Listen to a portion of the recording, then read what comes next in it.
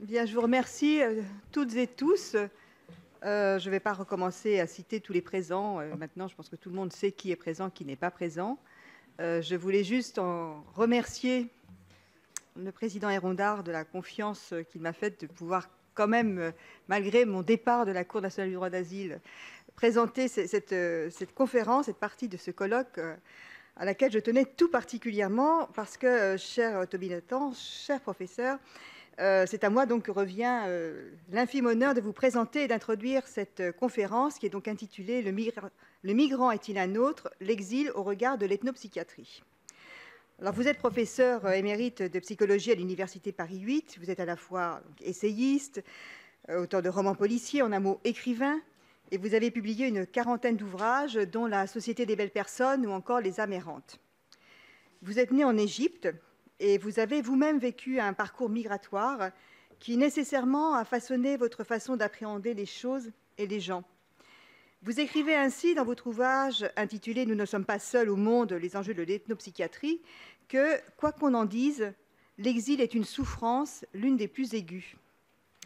Élève de Georges d'Évreux, c'est dans son sillage que vous avez développé l'ethnopsychiatrie, dispositif clinique destiné à prendre en charge les personnes migrantes et leurs enfants, comme vous la définissez dans votre ouvrage « L'influence qui guérit ». Vous présentez d'ailleurs la formation à l'ethnopsychiatrie que vous assurez comme une approche destinée à questionner et enrichir sa pratique professionnelle, que l'on intervienne dans les champs médico-psychologiques, social, éducatifs ou juridiques comme nous. Vous avez été amené à constater en effet que les difficultés rencontrées auprès des personnes migrantes sont souvent le fruit de malentendus, du fait d'une méconnaissance des univers culturels dont sont issues ces personnes, ainsi que des valeurs qu'elles revendiquent et qui les constituent, comme les systèmes d'alliance, de parenté, leurs références religieuses et sociopolitiques, les cultes et les dieux auxquels elles sont attachées. Alors, vous abordez également dans vos différents ouvrages sur l'ethnopsychiatrie la question de l'écoute, et celle du psychologue rejoint celle du juge, avec la difficulté particulière de la nécessaire traduction des propos du patient pour vous et du requérant pour nous. Vous écrivez ainsi toutes les préciosités verbales parlant d'empathie, de compréhension intuitive ou infraverbale ne peuvent rien changer à une donnée d'évidence. Lorsqu'on ne parle pas la même langue, l'incompréhension est totale. Alors, nous parlons tous ici, dans cette assemblée, la même langue, mais nous souhaiterions, et je parle ici au nom des juges de l'asile, mieux appréhender à travers vos propos la question de l'autre, de son identité pour mieux écouter et comprendre le parcours de ces femmes et de ces hommes qui viennent devant nous demander l'asile. Je vous cède donc la parole.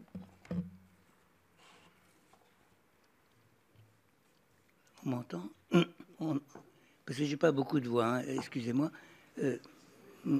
Ça va, on m'entend à peu près? Ouais. Oui, on appuie sur hein? Alors, je remonte le micro. C'est mieux? Merci. Alors, merci, merci madame. Merci pour votre présentation. Je sais que je vous ai donné du travail. Parce que vous êtes trop consciencieuse, je crois. Bon, mais je suis fier et heureux d'être ici parmi vous et je vous remercie de l'honneur que vous me faites de m'écouter ici. Alors, je ne sais pas si ce que je vais vous apporter va vous être utile, mais en tout cas, je vais vous raconter qui je suis, quoi, si vous voulez. D'abord, comme vous le rappeliez, madame, je suis un immigré. Ça me fut longtemps une honte, hein. C'est resté une douleur, comme vous le disiez. Je connais encore la souffrance que cause l'inadéquation des mots et des choses, parce que c'est essentiellement comme ça que les migrations restent à l'intérieur de la personne. Parce que émigrer, c'est toujours perdre la certitude du monde, la croyance en sa fiabilité et la sensation de sa propre identité. Et je m'explique, l'illusion qu'on est identique à soi-même, qu'il existe un même soi qui était là hier et qui sera encore là demain, le même. Lorsqu'on émigre, cette sensation de permanence du soi, cette sensation se désagrège presque en quelques instants, comme ces momies qui partent en poussière quand les effleure un rayon de lumière. On est vite dominé par le sentiment de sa propre contingence. On apprend que si on est soi-même, c'est un peu par hasard, et qu'on pourrait aussi bien être un autre.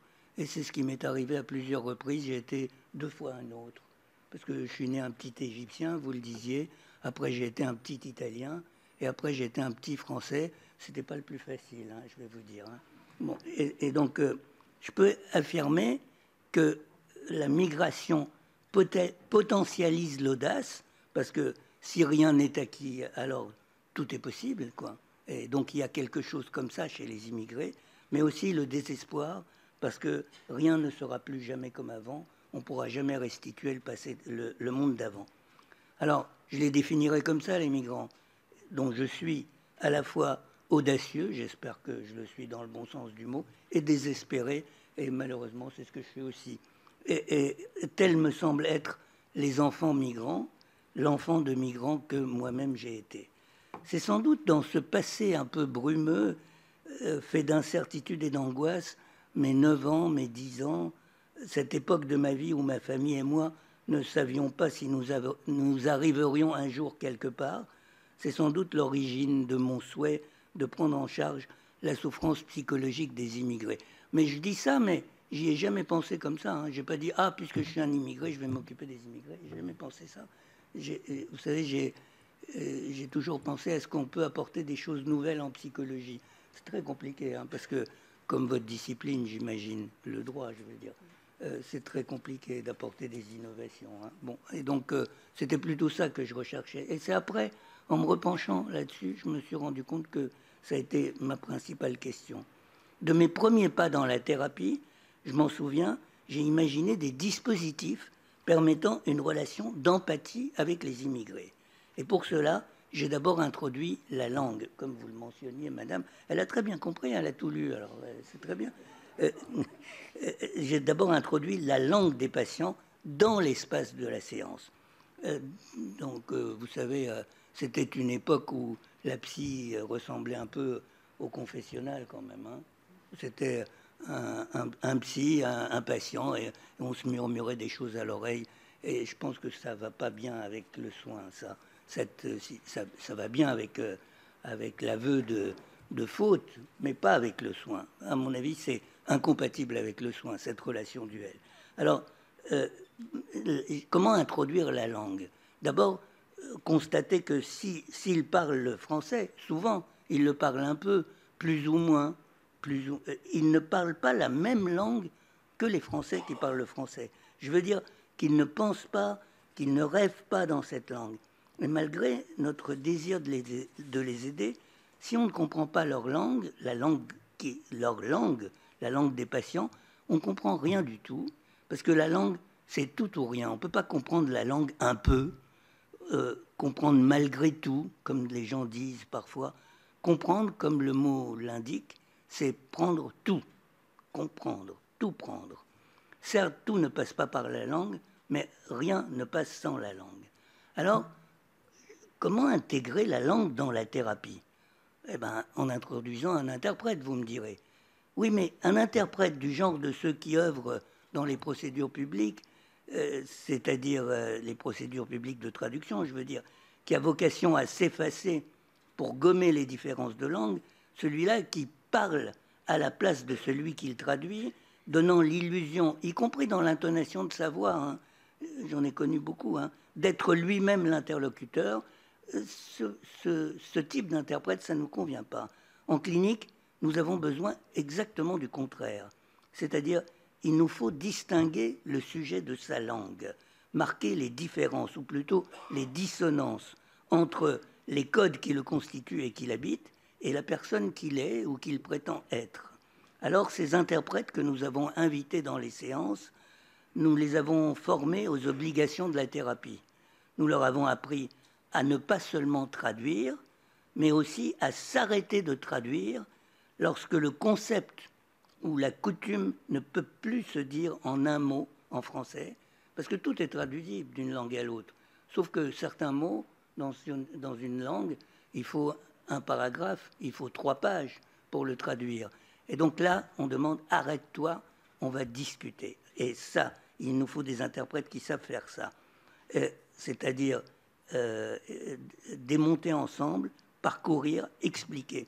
Ces interprètes capables de rompre le dialogue pour signaler le malentendu, c'est de cela dont nous avions besoin en clinique. Et aujourd'hui, c'est précieux, c'est indispensable, nous accompagnent dans chacune de nos thérapies. Je les avais si longtemps cherchés. Et à leur recherche, j'ai rencontré de bien belles personnes. Si vous me permettez, je vous parlerai d'une femme que j'ai connue. Elle s'appelait Geneviève Nkoussou. Et on l'appelait Mame Geneviève. Elle était née en Centrafrique, grandie à Brazzaville. Elle maîtrisait, je ne sais pas, peut-être 7 ou 8 langues, les variantes du Kikongo, le Lari, le Munukutuba, bien sûr le Lingala, la langue vernaculaire de la République démocratique du Congo, mais aussi le Sango de Centrafrique, le Swahili. Et à part ces langues, elle parlait aussi un français merveilleux, précieux, agrémenté de quelques expressions canailles, comme on ont les Africains. Elle nous a quittés trop tôt. Elle est décédée malheureusement. Reine de la médiation, qui mettait son âme en jeu à chaque consultation. Je l'ai pleuré, l'amie disparue, ma commère, l'irremplaçable guide.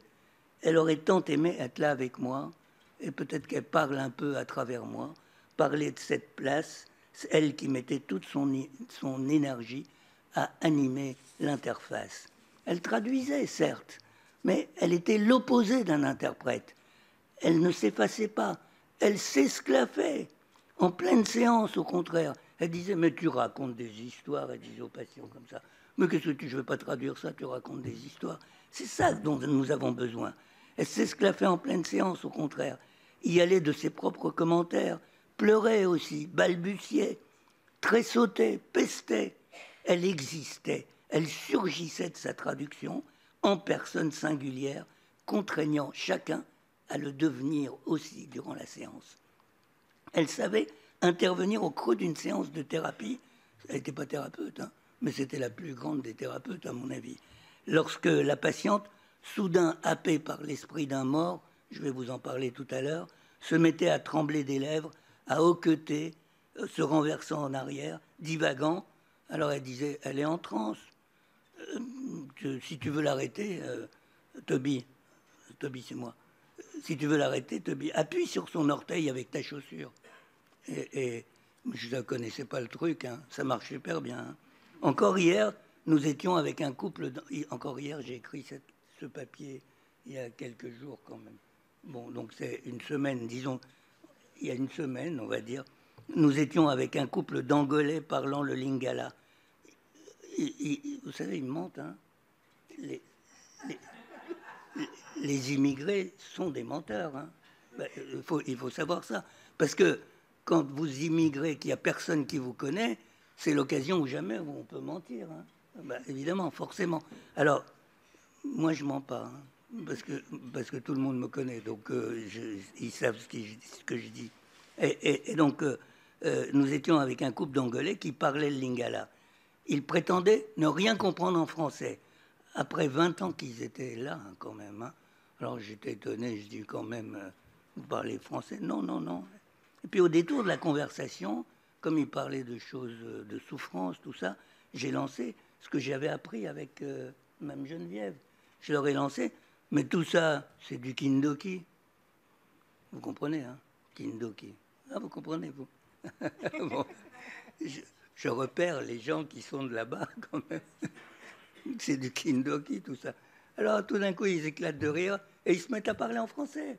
Maintenant, puisque j'avais montré que je m'intéressais au Lingala, alors ils se mettaient à parler en français.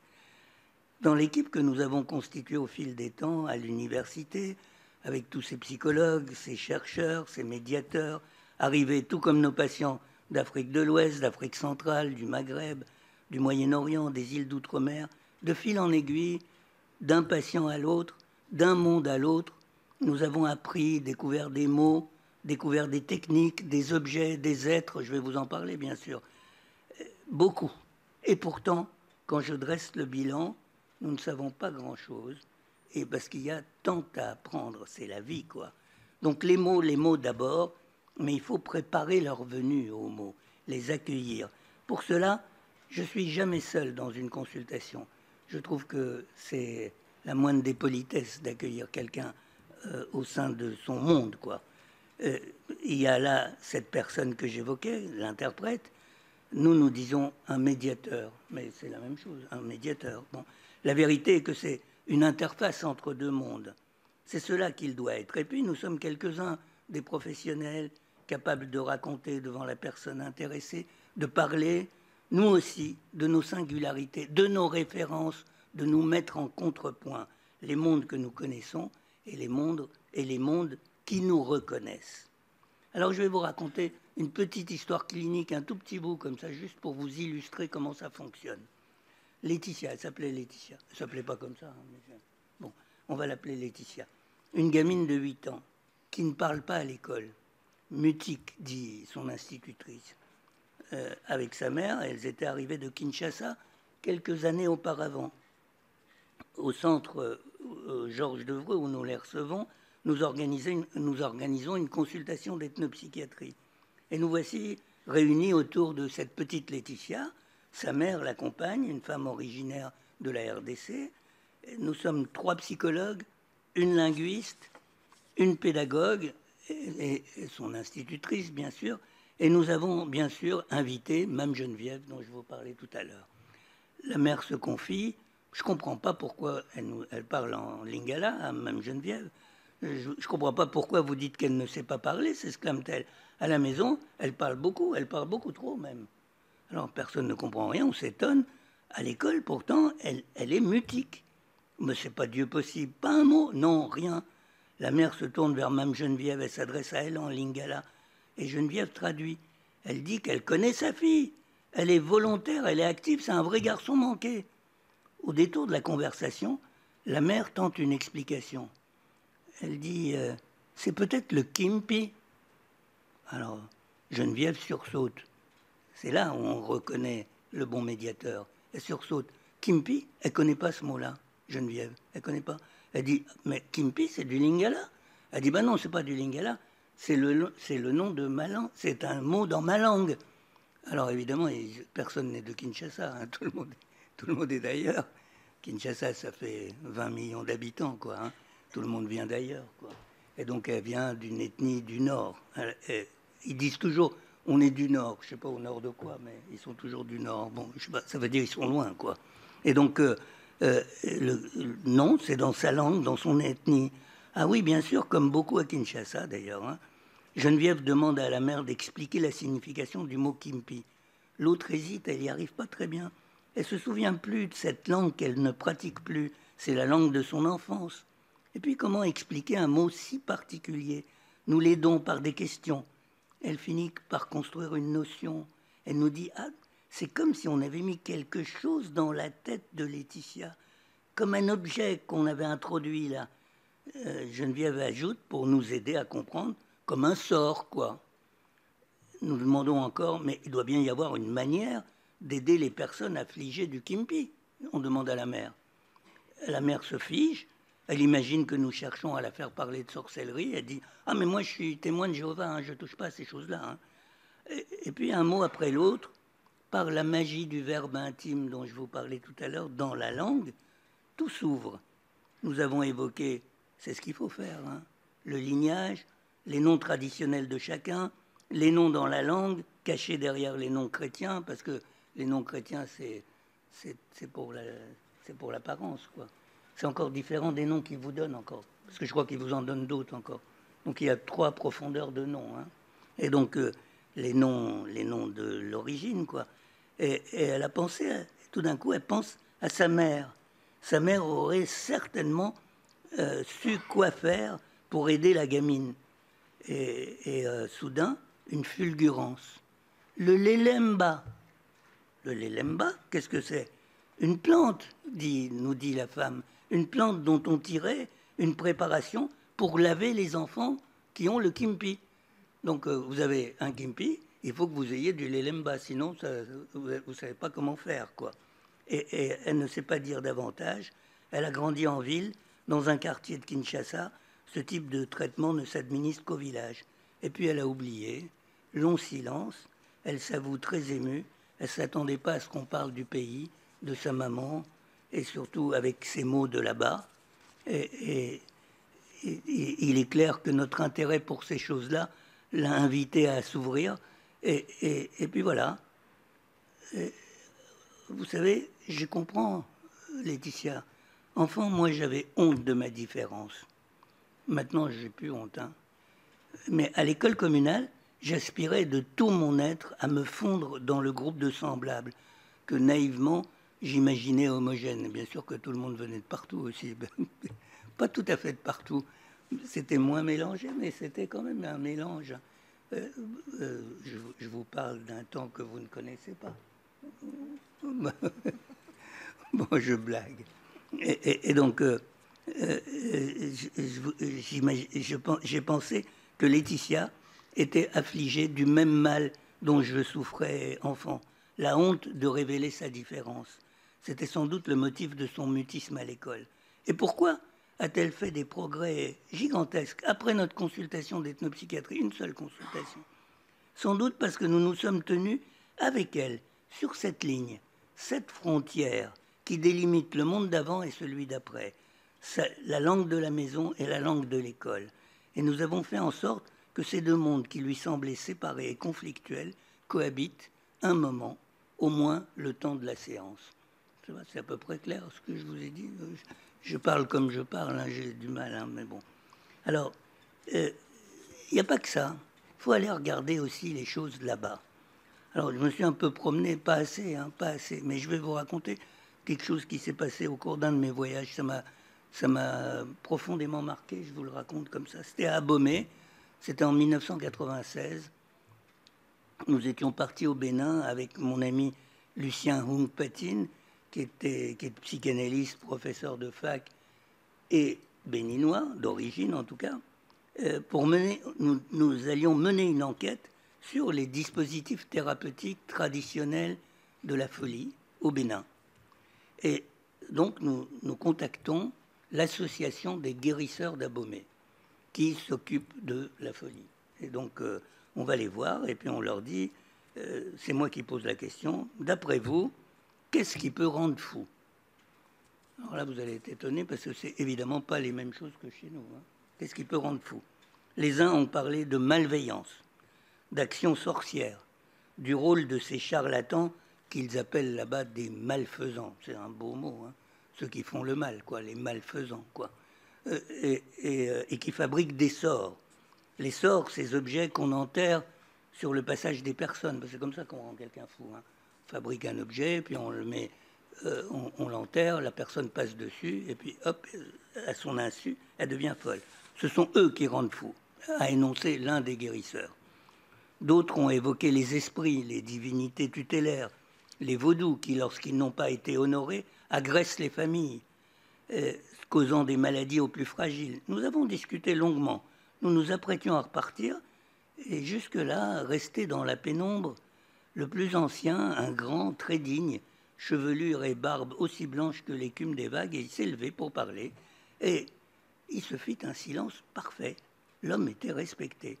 Tout cela, commença-t-il de sa belle voix grave, tout cela est exact. Les cas rapportés par mes collègues, c'est vrai. Les gens dont ils parlent sont bien devenus fous, ça, on peut le dire. Mais tous ces gens-là auraient pu ne pas le devenir, s'ils avaient été protégés, par exemple, par une amulette, par un sacrifice. Moi, je vais vous répondre. Vous expliquer comment vient la vraie folie, celle que nul ne peut empêcher, que nul ne peut soigner. Pour rendre quelqu'un fou de manière infaillible, sans que rien ni personne ne puisse s'y opposer, il se tut un moment, posant sur chacun son regard étrange, l'iris devenu presque transparent avec l'âge. Hein. Pour obtenir la folie à coup sûr, il n'existe qu'un moyen, lui faire manger son ancêtre. Alors, silence. Qu'est-ce que ça veut dire?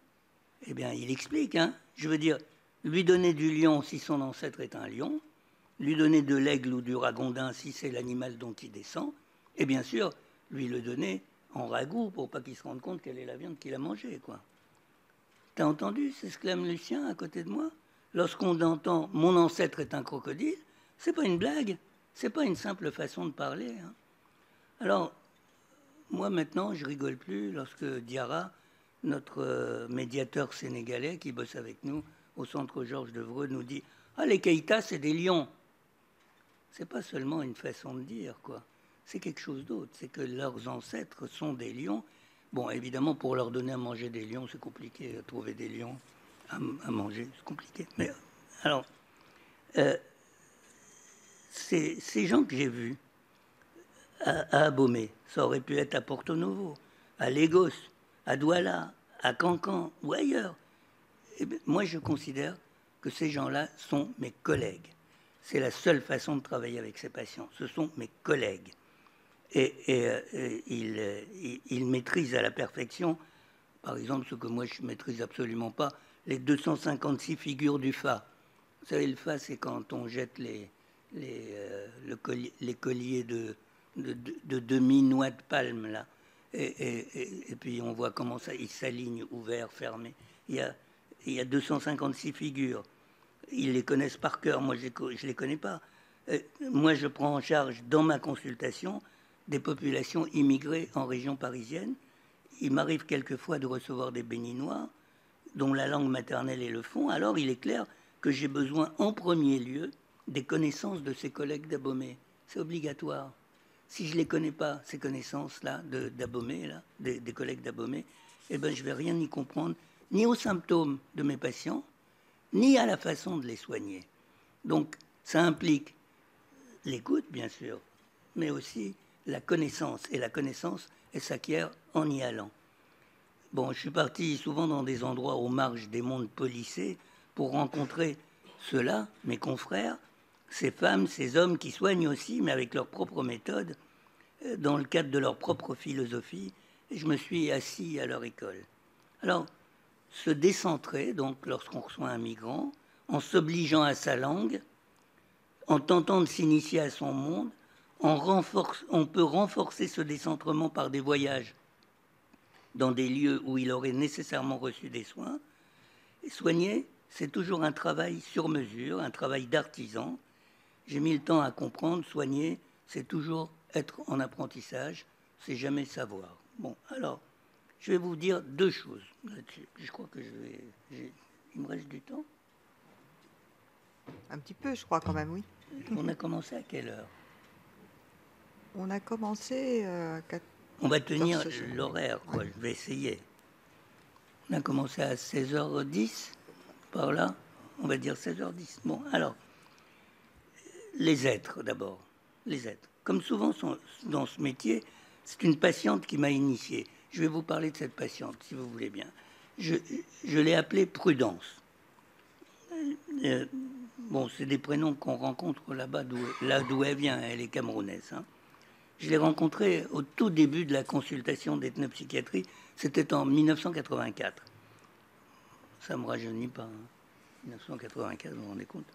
Je tenais alors ma consultation au sein du service de psychiatrie de l'hôpital Avicenne, qui était dirigé alors par le professeur Lebovici, qui était un grand bonhomme puisqu'il acceptait que je sois là, alors que je faisais tout le contraire de ce qu'il faisait lui. Hein. Donc il m'a accepté dans son service, il m'a laissé faire mon travail à ma façon. Ce matin-là, nous étions nombreux pour la recevoir, des psychiatres du service, les deux internes, mes étudiants en thèse. Elle est entrée sans saluer personne, s'est assise lourdement sur une chaise, elle avait le regard fixe, elle était comme absente. Prudence était gravement déprimée, au point que tous les antidépresseurs qui lui avaient été administrés étaient restés sans effet.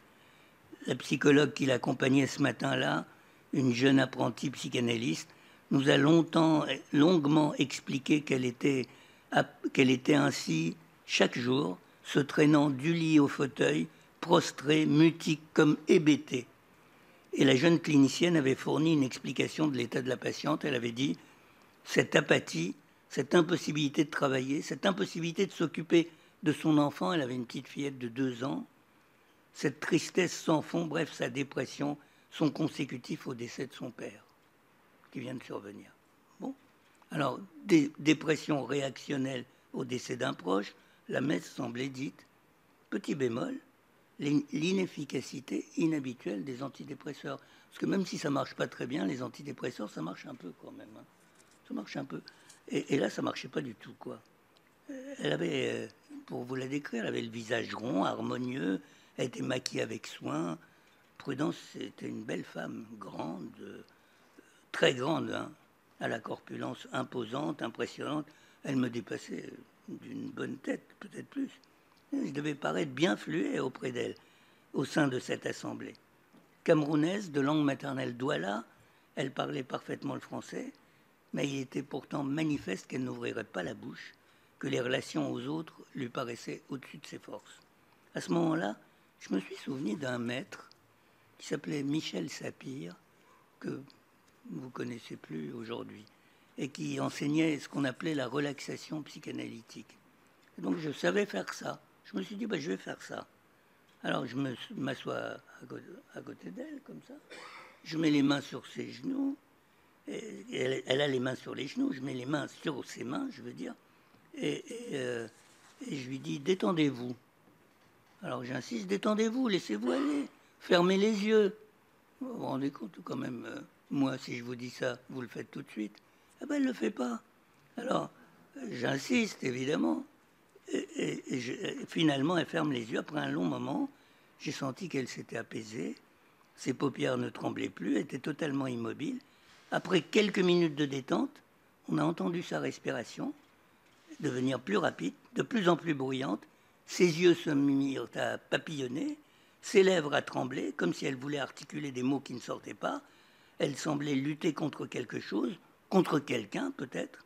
On a entendu des borborigmes, des bruits, puis elle s'est agitée sur sa chaise, tremblant de tous ses membres. Les pieds de son fauteuil crissaient en raclant le sol. C'est une grande dame, hein, alors ça fait peur, quoi. Elle ouvre les yeux tout grands, écarquillés, fixes, et ce fut comme une détonation. Une voix forte, une grosse voix d'homme sort de ça, enfin, pas de sa bouche, de son ventre, peut-être d'ailleurs, de quelque chose de profond, quoi. Et elle dit, qui es-tu, toi? Cette voix d'homme. Alors, j'ai sursauté, hein, évidemment. Tout le monde dans la salle a sursauté, surpris. Voilà comment j'ai rencontré la question des êtres. Et bien, voici qu'est-ce que j'ai fait. J'ai discuté avec le Père. C'est-à-dire, je pense que là s'est jouée toute ma relation avec les êtres par la suite. J'avais le choix, j'aurais pu dire, bon, elle va pas bien, donnez-lui un coup à boire, elle va se calmer. Enfin, on peut faire plein de choses dans ces cas-là. Non, j'ai dit non, je discute avec le Père. Et j'ai répondu, qui es-tu toi? C'est toi qui rentres chez moi. C'est à moi de te demander qui tu es. Et là, on s'est disputé, quoi, le Père et moi. On s'est disputé un peu. J'ai revu Prudence à 5 reprises. Il y a eu 5 séances. À chaque fois, son père s'est manifesté par sa bouche, durant ce qu'il faut bien appeler une séance de transe, quoi, quelque chose comme ça, on va appeler ça comme ça. Le rituel, on l'avait inventé ensemble. Hein. Je ne faisais pas quelque chose que je connaissais par avance, quoi. On l'a inventé au fur et à mesure. Mais rapidement, il était devenu immuable. Elle s'asseyait sur la même chaise, petit moment de relaxation, elle aimait bien ce moment-là. Et puis la séance commençait, toujours par les invectives que m'adressait le père mort. J'ai discuté avec lui, ce père disparu, ce fantôme, on pourrait dire. Hein. Et nous nous sommes même chamaillés. J'ai accédé à certaines de ses demandes parce qu'il a commencé à me dire, mais oui, mais moi, j'ai besoin d'autres personnes avec moi pour parler. Il faut que tu demandes au frère de cette femme de venir. Il était au Cameroun. On l'a invité, il est venu. Après, l'autre frère, etc. À la fin, il y avait toute la famille hein, dans la salle, convoquée par le père qui était mort, en fait. Hein. Bon, et alors, ce que j'ai fait avec Prudence, qu'est-ce que c'est j'ai l'impression que d'abord, peut-être vous allez penser que c'est de l'hypnose. Hein. C'est le contraire de l'hypnose. Hein. Je vais vous expliquer pourquoi. L'hypnose, on dit, enfin l'hypnose que j'ai apprise moi autrefois avec le bon docteur Chartok, dont je ne vous parlerai pas aujourd'hui, mais il y aurait beaucoup à dire, mais lui il disait dormez, et la personne disparaissait, quoi. C'était ce qu'on recherchait de la personne, c'est son absence. Alors que là, ce qu'on recherche, c'est une présence. C'est exactement le contraire. C'est-à-dire, on dit venez, venez, vous les invisibles qui sont ici au travers de cette patiente, venez. Alors, l'autre qui se présentifie comme ça, dans le cas de Prudence, c'était un mort. Mais vous savez, les morts, ils ne sont pas du tout comme ceux qu'ils étaient quand ils étaient vivants. Hein. Ça, c'est une leçon, vous pouvez la retenir. Hein. Un mort, il peut être super sympa quand il est vivant, il devient très méchant quand il est mort. Ou parfois l'inverse, mais la plupart du temps, ils sont méchants, hein, les morts. D'abord, ce qu'il voulait, lui, c'est garder sa fille auprès de lui. Mais c'est quand même... c'est monstrueux, quoi. Il voulait même la marier dans le monde où il était, le monde des morts. Alors moi, j'ai dit, ah non, non, non, ça marche pas. Et évidemment, puisque j'ai pris le parti inverse, si vous voulez. Alors, ce que je veux vous dire, c'est pas tellement l'anecdote. L'anecdote, elle me passionne, elle me tient, elle m'emporte depuis très longtemps, depuis des années. Mais ce que je voulais vous dire, c'est essayer de comprendre qu'est-ce qui a fonctionné. Parce qu'au bout de 5 séances, hein, qui se sont étalées dans le temps, ça a duré peut-être 6 mois en tout, quoi, quelque chose comme ça. Au bout de 5 séances, Prudence n'avait plus aucun symptôme, a pu reprendre sa vie, s'est occupé de son enfant, s'est intégré en France après ça. Qu'est-ce qui s'est passé? Qu'est-ce que j'ai fait? D'abord, j'ai fait un peu votre job, hein. Enfin, je veux dire, un job de juriste. J'ai fait le notaire, quoi. Parce qu'il y avait un mort, et il fallait dire si l'héritage avait été bien distribué, si tel avait eu la bonne part, et ainsi de suite. Et donc, j'ai fait un peu le notaire, quoi, d'une certaine manière. Et ensuite, j'ai appris à cette occasion ce que je ne savais pas. Au moment où je faisais où je me faisais faire cette transe, je ne savais pas que chez les Douala, comme beaucoup de populations du Cameroun, au moment où quelqu'un meurt, très souvent, il y a quelqu'un dans sa famille qui entre en transe pour parler pour le mort, quoi. Et souvent, il dit qui a tué le mort, quoi. Parce que les morts, on meurt pas comme ça, quoi. Enfin, en France, les gens meurent d'arrêt cardiaque, de choses comme ça. En Afrique, ça n'existe pas. En Afrique, on meurt pour des vraies raisons, quoi.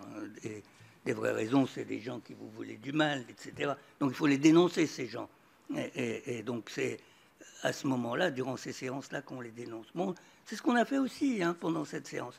Mais ce qui m'a intéressé, moi, c'est le principe. C'est-à-dire de quoi est-ce qu'elle souffrait? D'une pression d'un mort de manière permanente.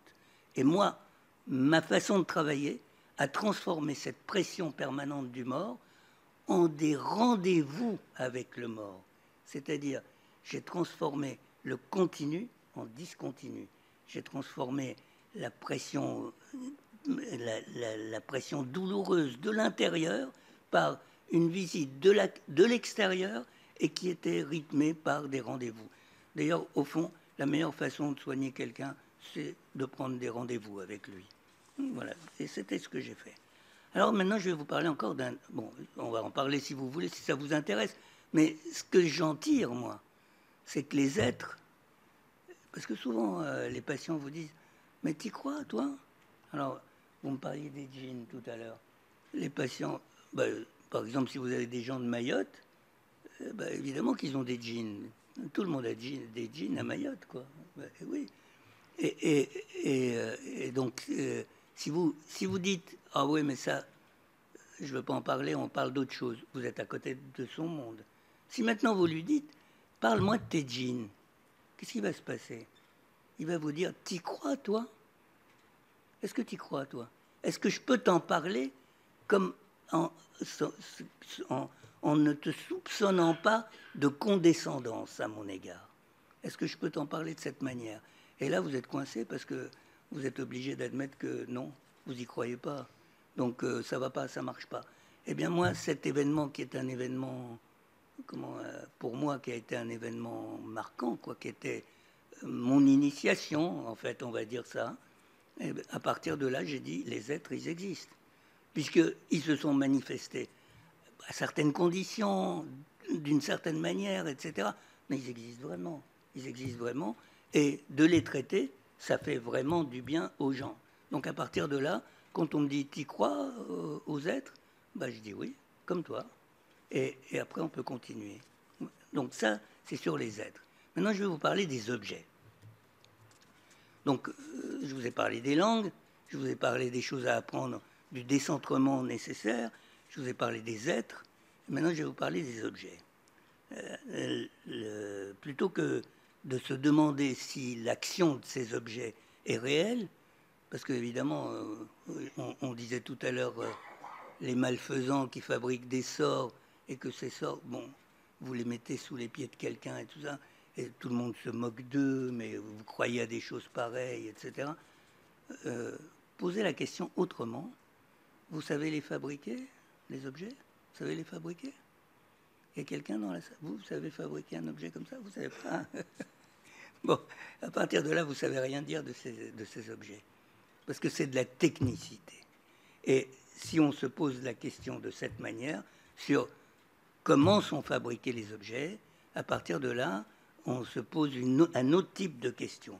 Et je vais essayer de vous en parler un petit peu. En Afrique, il existe toutes sortes je vous parle de l'Afrique, mais c'est pas qu'en Afrique. Hein. Juste une parenthèse.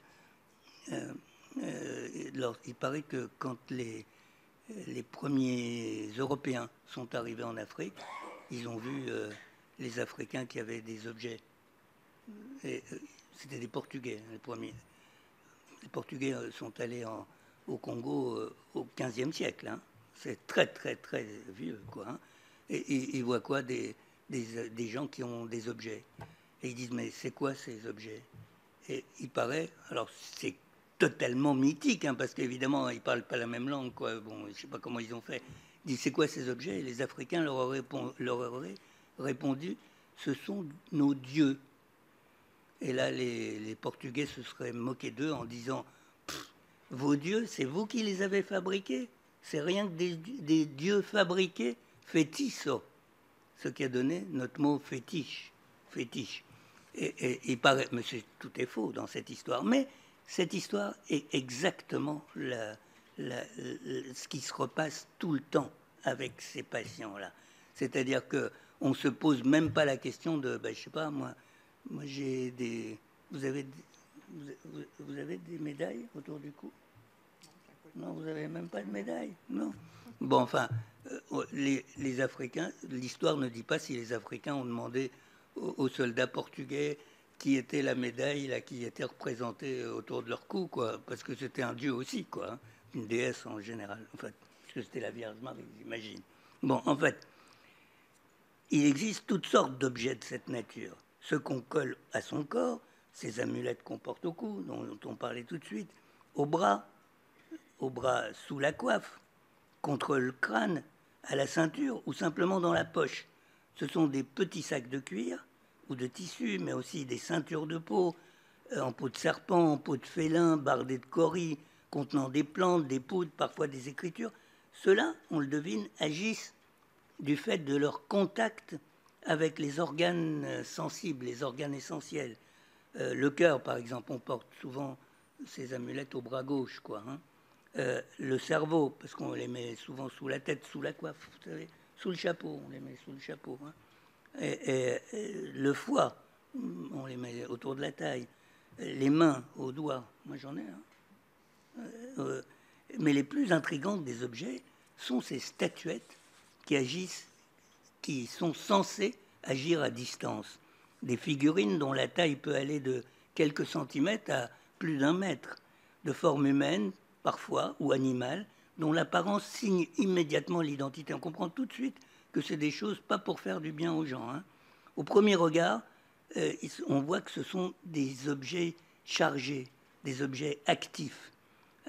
Ils sont enveloppés de peau ou de textiles, renforcés par des pics, des lames, des armes, parfois ils sont liés, bâillonnés, les yeux sont bouchés, parfois ils ont des choses étranges qu'on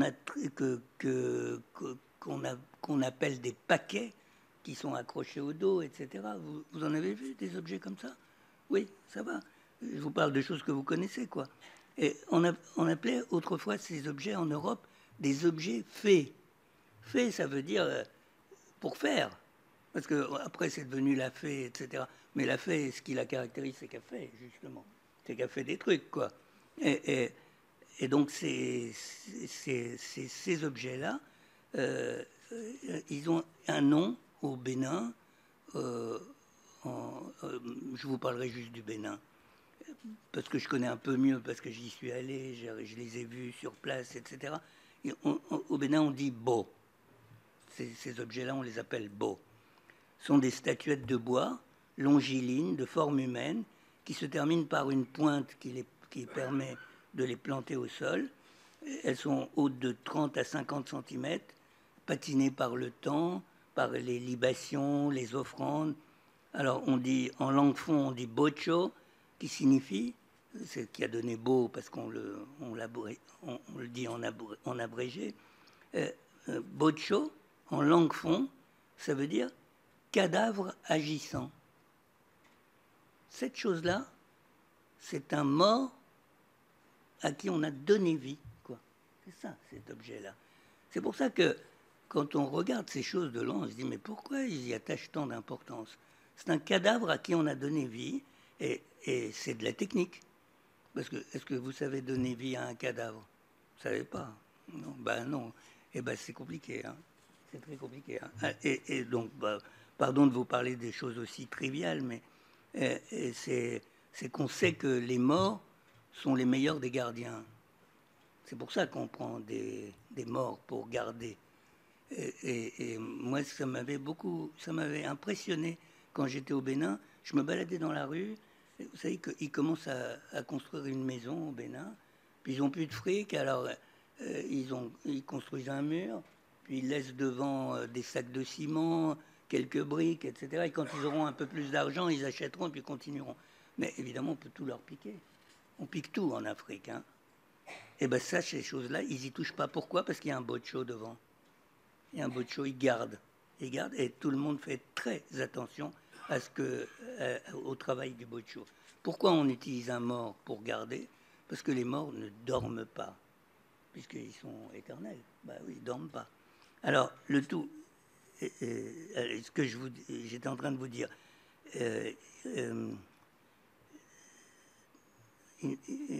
où j'en étais, pour qu'ils restent actifs, donc, il faut les stimuler régulièrement, les nourrir, les cajoler, leur parler au cours de rites qui sont des rites spécifiques et secrets.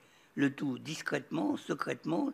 Les voisins ne doivent pas voir qui les a installés, jamais surprendre la réunion du Bokono, le spécialiste des rites vaudous, venu les arroser de sang de poulet ou d'agneau, de vin, de vin de palme, de Coca-Cola aussi, de gin, de plein de trucs, quoi. Alors, au cœur de la statuette, il y a un noyau. C'est comme ça que ça se fabrique. Il y a un noyau. Le noyau, c'est le mort. C'est le mort, le noyau. Celui qu'on va mettre au travail. Parce qu'on met au travail ce mort.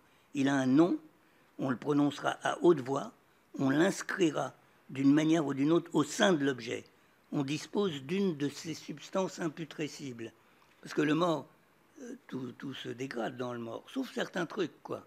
Les ongles, les cheveux, et c'est évidemment ça qu'on va prendre, les poils, une dent, quelquefois un fragment du linceul dans lequel il a été enterré, voire un morceau d'os ou un fragment du crâne, ce qui est très très précieux. Ce premier amalgame constituera le noyau qu'on va introduire dans la partie la plus cachée de l'objet. Ça, c'est le noyau de l'objet. C'est pour ça que je vous dis, ce qui est intéressant, c'est comment il se fabrique cet objet.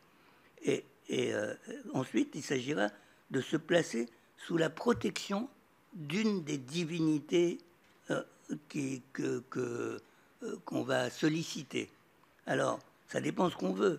Si on s'estime victime d'une injustice, par exemple, on invoquera Revioso. Revioso, c'est le vaudou de la foudre et de la justice. Parce que la justice, c'est la foudre. Hein. N'est-ce pas? Les juristes, c'est bien ça. Hein. Bon, alors, si on veut s'assurer sa propre fondation, on veut fonder une famille, etc., on veut construire une maison, on invoquera Avessan, et Avessan, c'est la divinité de la termitière, et ainsi de suite. Bon, je vais passer là-dessus. Il est donc maintenant muni d'un noyau, d'une chair, il est presque vivant, reste maintenant à le charger. Pour le charger, il faut c'est les éléments qui constituent son programme, ce qu'on lui demande à ce fétiche. Et donc on va lui désigner sa cible, les voleurs qui viendront, etc., machin, ou parfois quelqu'un à qui on en veut, et ils seront disposés dans un paquet sur le dos. Alors si vous avez déjà vu des beaux du Bénin, ben, vous voyez, ils ont toujours un paquet accroché sur le dos, et le paquet, c'est le programme en fait, c'est le programme informatique en fait de ce que doit faire le beau. Il faut ensuite fermer le fétiche. C'est pour ça qu'ils sont redoutables, ces objets. C'est qu'ils sont fermés. Parce que, évidemment, pour annuler l'effet d'un fétiche, qu'est-ce qu'il faut? Il faut le démonter. Mais ils sont fermés de sorte que vous ne pouvez pas les démonter, quoi. Ils sont fermés d'abord parce que les substances qu'on a mises dedans, on les a fondues ensemble par le feu. Et donc, on ne peut plus les dénouer, on ne peut plus les distinguer. Et puis ensuite, parce qu'on a mis justement des enveloppes et on a fermé les choses. Alors, je vous ai fourni là quelques exemples de l'étrangeté des étrangers que nous recevons dans les consultations d'ethnopsychiatrie. Bah, les personnes qu'on voit là, ils sont comme vous et moi, hein, ils sont pareils. Hein. Mais c'est vrai que derrière eux, il y a ça, il y a ces choses-là. Et pour ce qui nous concerne, à nous, c'est-à-dire les soins, ces choses-là, c'est super important. Ce n'est pas des petits détails dans leur affaire. Donc c'est indispensable de les connaître au moins un peu. Ce serait beaucoup mieux de savoir aussi s'en dépêtrer, quoi. Pas forcément les utiliser, mais au moins arriver à les annuler l'effet de ces choses-là. Alors, je vais conclure, hein, parce que je sais, vous alliez me le dire, donc je le fais. Alors, comment penser la différence de l'étranger? Aujourd'hui, de peur qu'on la prenne pour une discrimination, tous les hommes sont semblables, c'est une évidence. Je ne dis pas que les gens sont différents les uns des autres. C'est les choses qu'ils fabriquent, qui les saisissent, qui sont différentes. Ce n'est pas les gens qui sont différents, c'est les choses qui sont différentes.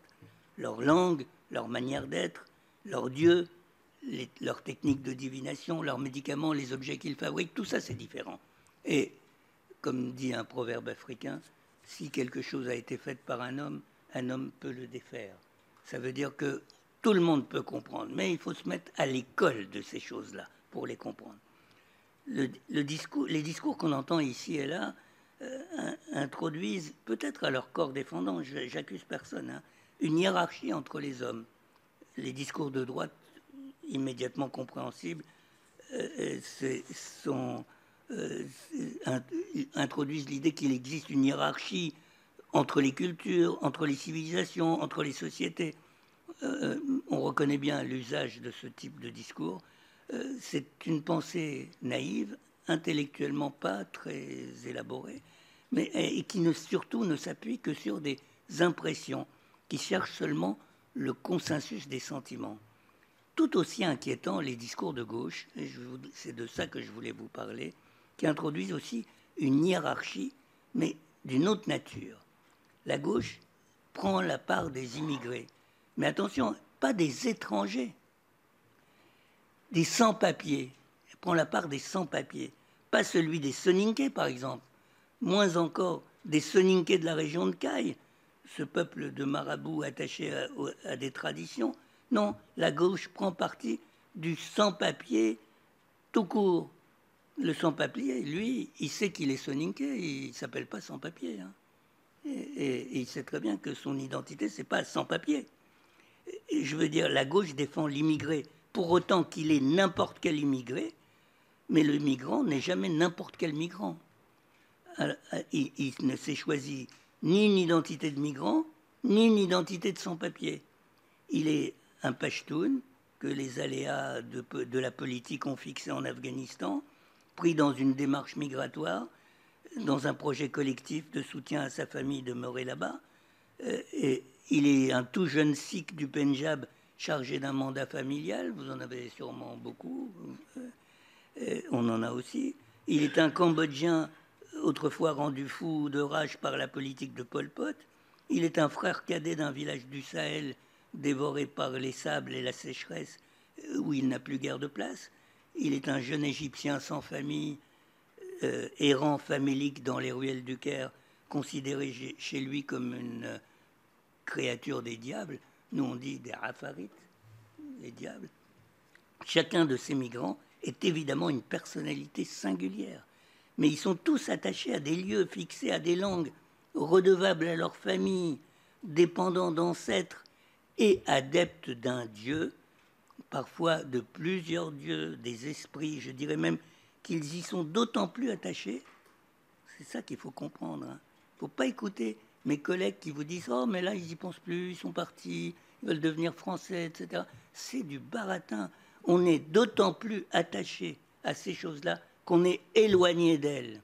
C'est comme l'élastique. Plus vous vous éloignez, plus vous tire fort en arrière, quoi. J'ai de la preuve de ça.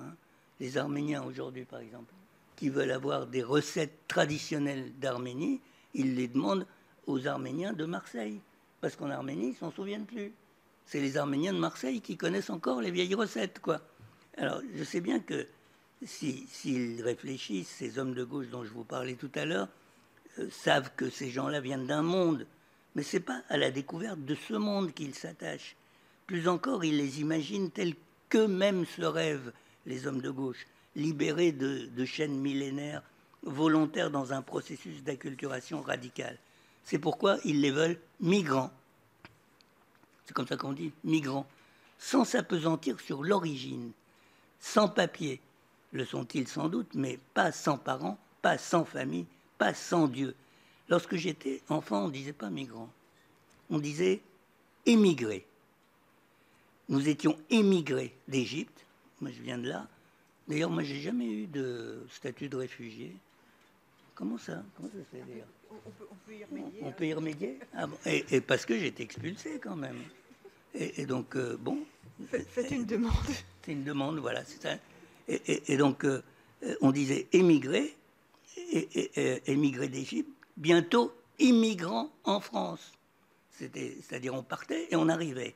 Aujourd'hui, on dit migrants comme s'il était certain que nous n'arriverions nulle part. Éternels voyageurs, juifs errants, même plus juifs errants seulement, quoi. Et quand je les reçois à ma consultation, ces gens-là, moi, je ne suis pas comme ça. Je demande qui es-tu ? Quel est ton père ? Par quel nom désigne-t-on ton ancêtre ? Quel est ton Dieu ? On va causer de ton Dieu. Et surtout, la question la plus importante à mes yeux, quel message m'apportes-tu de ton monde ? C'est à mon sens la seule façon de pratiquer l'hospitalité. Merci de votre accueil. J'étais un plaisir. Merci beaucoup.